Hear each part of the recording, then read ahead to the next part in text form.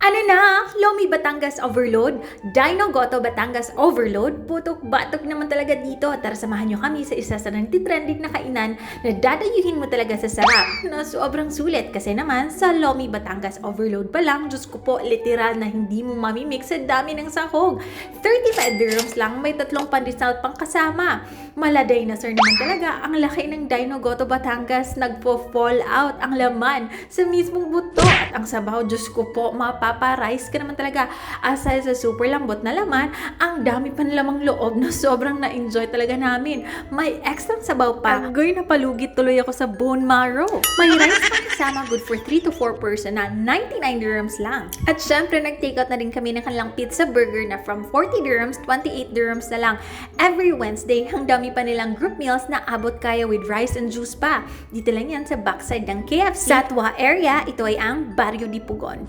Dinala ako ng aking cravings dito. Agoy, hindi mo talaga matitiis itong manok. One of the best fried chicken. Buong manok siya na fried, malasa ang balat.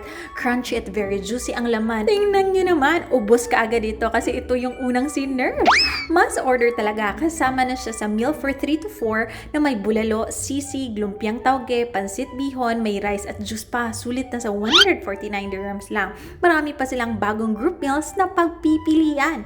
Super nagustuhan ni Jade ang kanilang papaitan, ang daming lamang loob, ang sarap ng sabaw, perfect with Java rice. Isa nga sa bestseller dito ang kare-kare. Malaki pa ang servings, bet na bet din namin ang kanilang sisig na may kick, nanganghang, halatang malinis, walang aftertaste ang isaw, sarap pa ng timpla, pati ang grilled chicken skin. Hindi talaga matigilan ni Daddy ang kanilang bagong overload lomi. Tingnan nyo naman, agoy, sarap naman talaga kami. Meron din silang pandesal, cake, desserts at mga kakanin na must try tulad nitong Sylvanas na may iba't ibang flavors at cheesecake. Kaya naman if mahilig ka naman mag food trip, abot ka naman talaga dito sa Barrio de Pugon. Suwak sa bulsa at panlasa, hindi naman talaga masyadong halata. Super enjoy naman talaga namin. Kaya naman ano pang hinihintay ninyo, follow them their social media para maging mas updated sa kanilang pa-promos at discount.